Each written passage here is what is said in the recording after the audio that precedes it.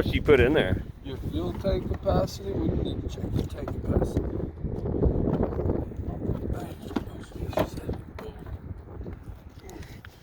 So this bottle itself will treat 80 gallons. Yeah. What do you think? I don't want to get an idea of how many gallons you got in there. So, say about 15 gallons. So yeah, we can treat up to 80, so we'll put about half a gallon. A little less than half in there.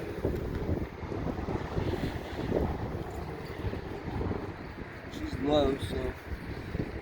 We've stabilized it for a full tank. What's in this fuel rail is not stabilized. Okay. What's in the injector is not stabilized. Right. What's in this fuel line going down to the fuel pump area will be stabilized. Mm-hmm. But in the fuel line, the fuel rail, all that's not stabilized. But you run on ethanol, so that's good. Okay. Somebody that would run an ethanol-based fuel, that would probably start to break down if they didn't get to their boat to run it No in kidding. 4 or 5 months. That would cause fueling issues. 4 or 5 months is all it takes? Yeah, I would say 3 months, sometimes even a month. The fuel, depending on conditions and where it's at. Yeah. If the moisture's there, yeah, suck that stuff right in. No kidding. Yeah. All right, so this is just a water hose with a water hose fitting. Yeah. It actually screws into the rear end of your ski. This is one of the main water intake ports on your ski. Yes, sir. So we just screw this on a little tight right there. Just whip our hose up here, so it's sometimes it stays. But I'll go ahead and pour a little bit of antifreeze in now. Okay. And then we'll start it.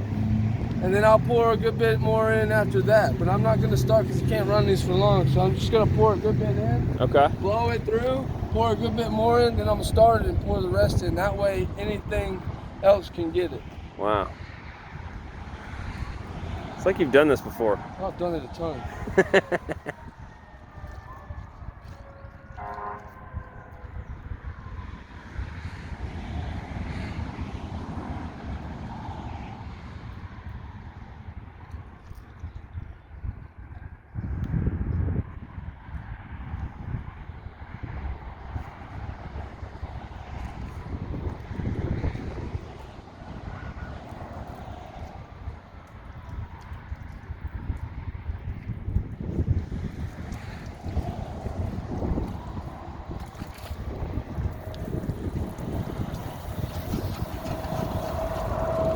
Alright, so that blows it a good bit through the system. So now I can start it up for a few minutes, pour a little bit more. Blow it through one time. Is it supposed to come out the bottom down there? Yes, sir. Oh, okay, cool. That's where your exhaust port is as well. Ah. Water inlet and exhaust. Okay.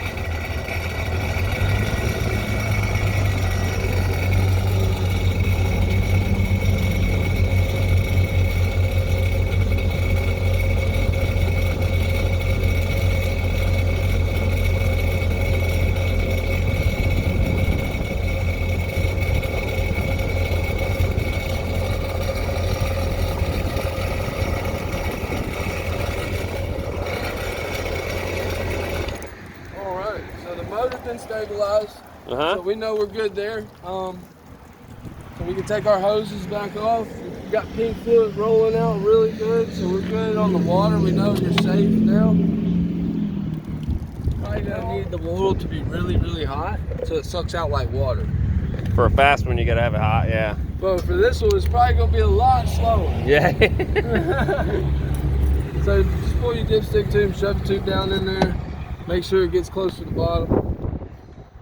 And how you can check that, if you don't do it all the time, is you just run it down here and try and get a depth. About there is where you want to go. Okay. A little further may be ideal. Good to know. So you just shove it all the way down. We made it to our point. There's bottom. Yeah. So just lift it up a hair. Because Okay. you want to get everything.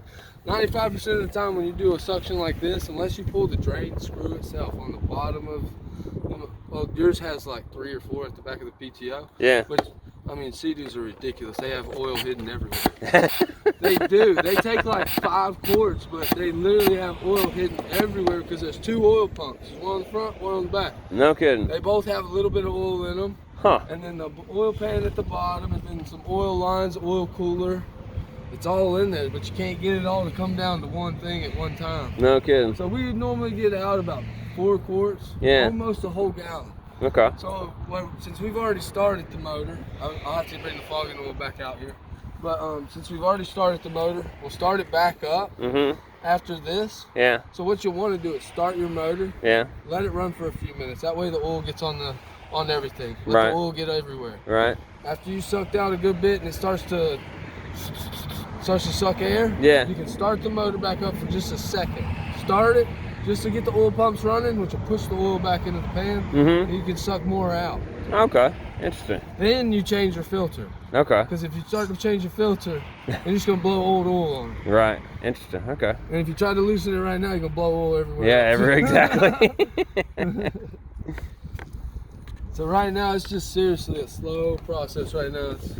And it's such a small too. It's like we're sucking through. Yeah. It's like molasses yeah, through exactly. a straw. How many quarts you got to put in?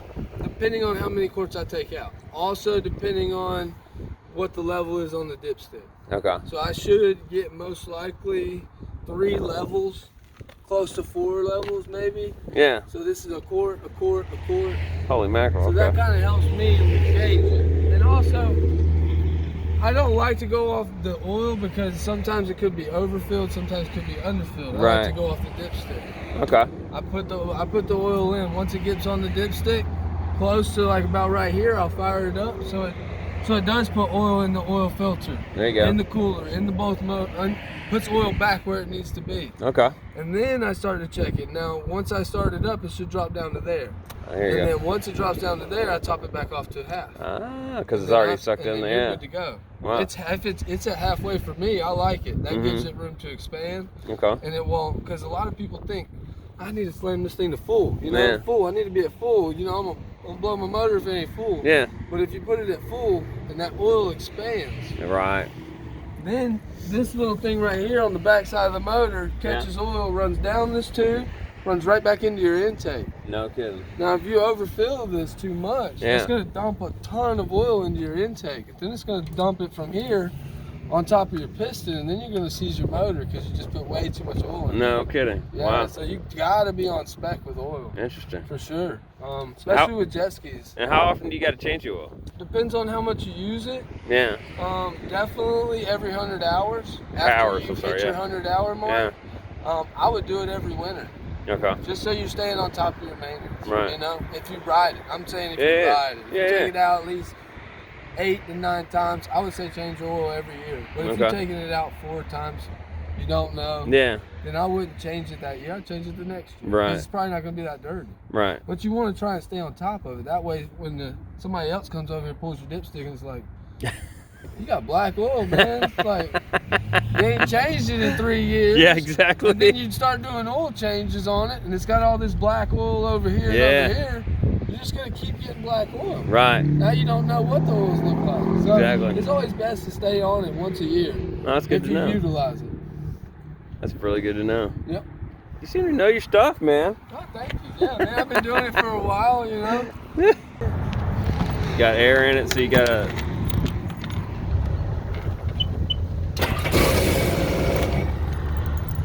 That fast. Wow. Yeah, that fast, just a nice brief broom.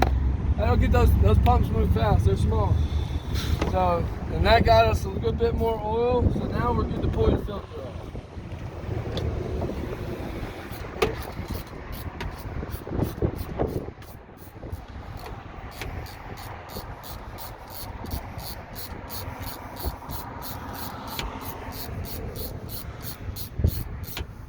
Is this the messiest part, the filter? Do it right, don't make a mess at all.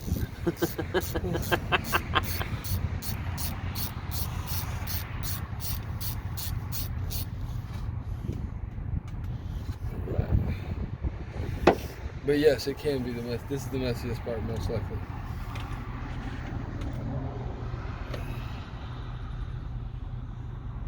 So I like to use these. I don't know. Some people might use something else, but Those pliers or some sort? yeah, these are just oil filter pliers. All you do is just wiggle that cap loose, And that oil will drain back down into the motor, but you'll have to let it drain because it's pretty full up to the oil filter. And that's your cap. See, I've never seen this done. That's pretty freaking awesome, man. Yeah. So your oil's slowly draining. It was at the top pretty close, so now it's draining down. But yeah, you still got some oil in there, so we'll let that drain down some more and see if we can get it out of the dipstick.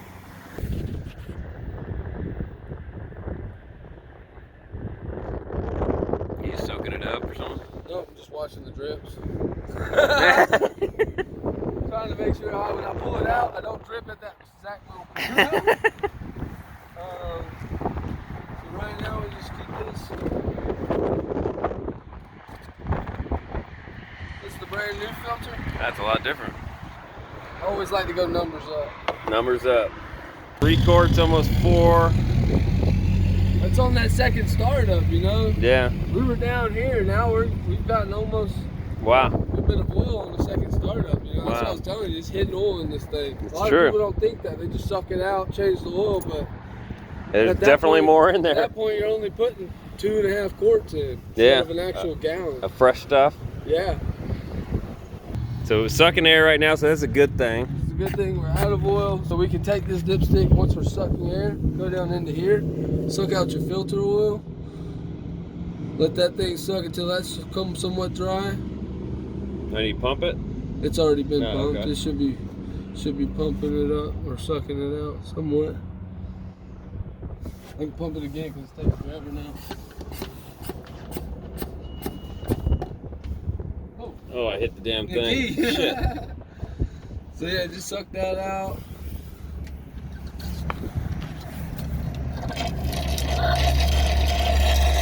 Try and move it around, get all those oils.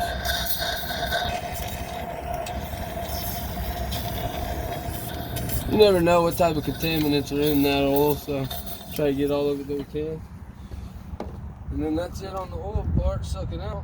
All done, now we just got to put everything back. Cool. And now fresh filter. Yeah. Always, if you want to do it yourself, I like to go numbers up. Don't know why, it just feels right.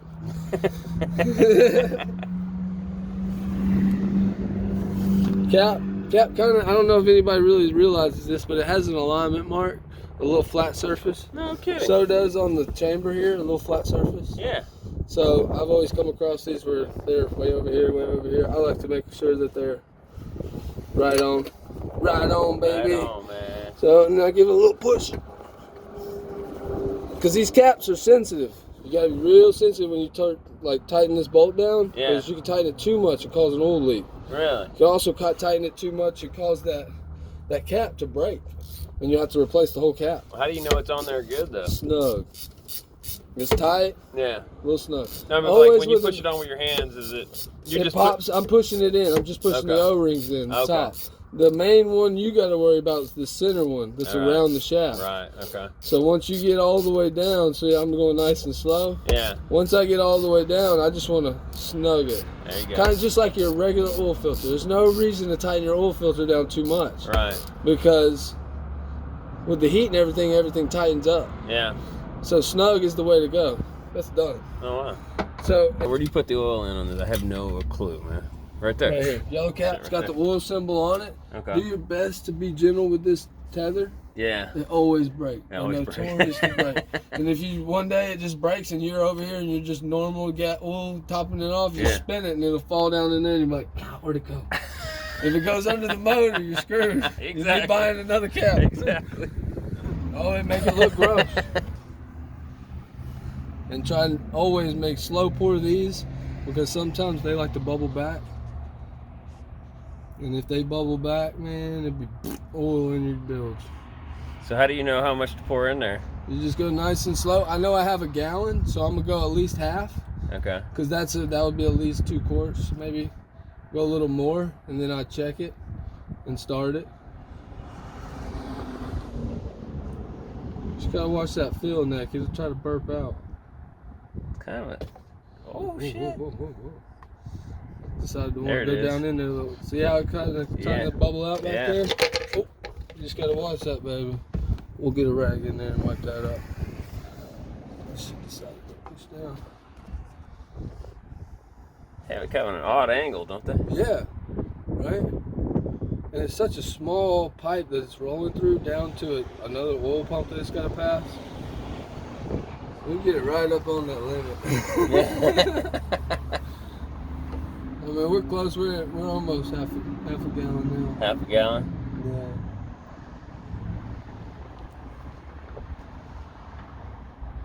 Yeah. There it is. What it's doing there? How you being like that?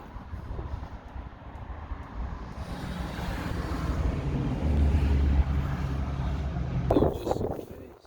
Make sure if it does pour out, we'll just be safe. Put it right there. Go ahead and wipe up what's spilled. Right underneath it. Nice. Okay. Now we ain't gotta really worry about it. We're just keeping an eye but watch it.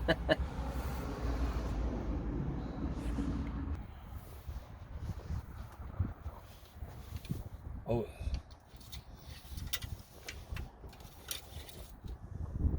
So we're up there.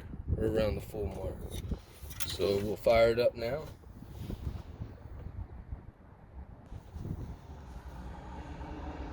Perfectionist.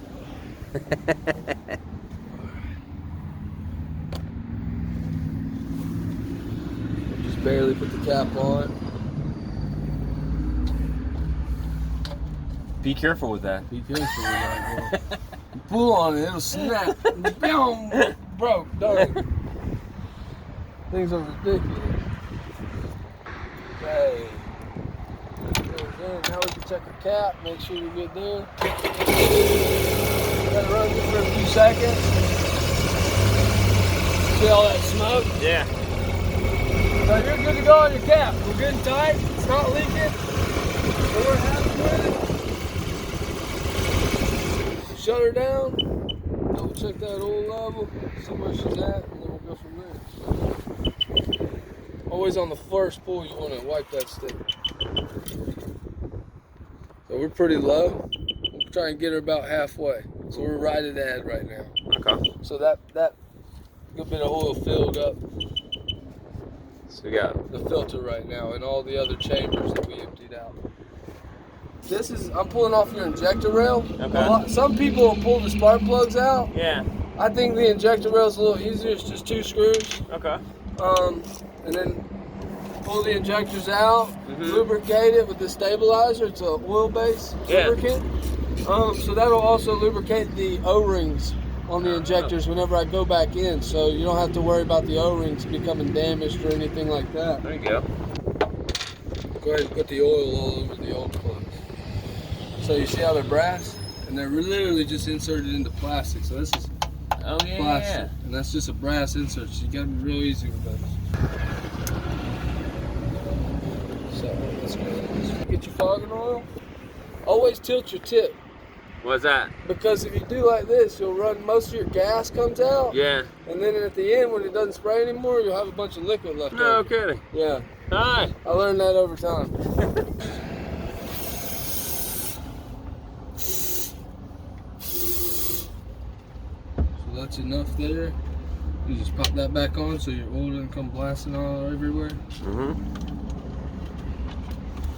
And what is that you sprayed in there? Fogging oil. Fogging oil. Okay.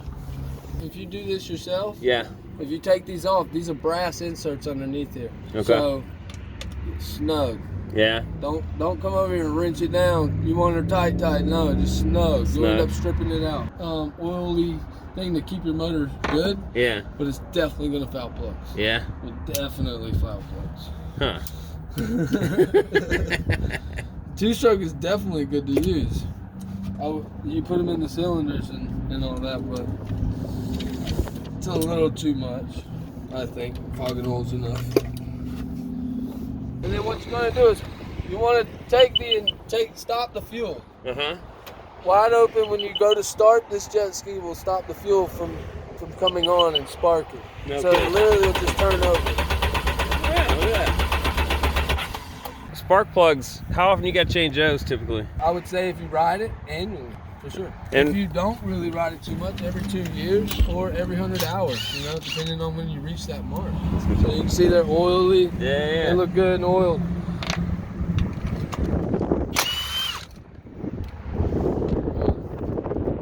bad, right? It's not bad. That's good. That's what we want to see after we fogged it. We want to see that plug being perfect, because that means your cylinders look just like the walls look just like that. Okay.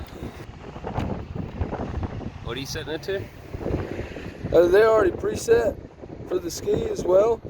Skis already come preset. They recommend a certain type of plug for that spark plug gap. We just got to make sure that the gap is set right. This is like a 28, and it's looking pretty good. So I always just check it, because spark gap is it's a big role in the spark plugs. You know, it causes a lot of things to go bad. All it takes is a drop. Just drop it. Changes the spark gap. So I like to check them, make sure they're 100% before I put them in the motor, and I know that they're at their best. You know? It's what the actual specifications are. Yeah. Like Sea Doo wants this, exactly. It's 28, you said? What do you gotta take off now? You gotta take the threaded end off. It has to be a barrel like that. The spark plug's such a small insert. Right. It won't accept them unless it's like this. Oh. So if you do put the spark plug in like this, it's not going to seat all the way. It'll just be, it'll be like this on your motor. Yeah. So not making a good connection. How do you pull those things off? Just a pair of pliers? Just a pair of pliers. They're threaded on easily, so you just thread them off. Oh, okay. That's not too bad. Nope, not too bad.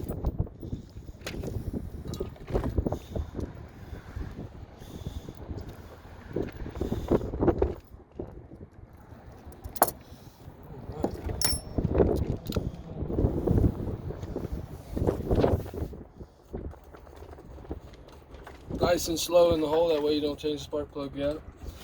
Good call. Yeah. Some people, they'll just drop it in. Nope, it's not good. I like to go nice and slow, that way I know I hit inside of the hole, so I'm not changing anything.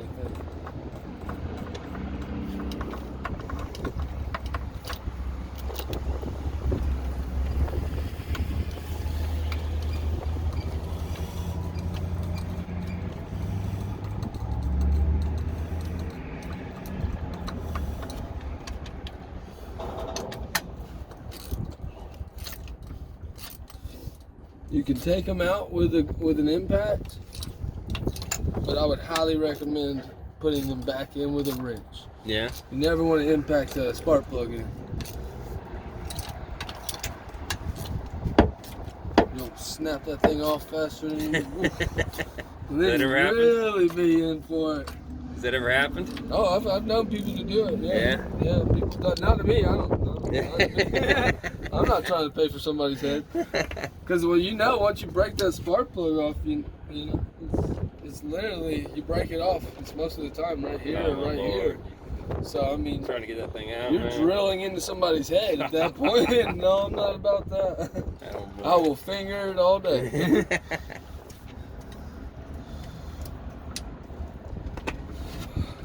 You want to make sure you push them down, make sure they're tight and snug. You want to hear that. That way you know you're on it. You're good. So all three spark plugs are in. We don't want to start it because it's fogged and everything, so we'll leave it the way it is.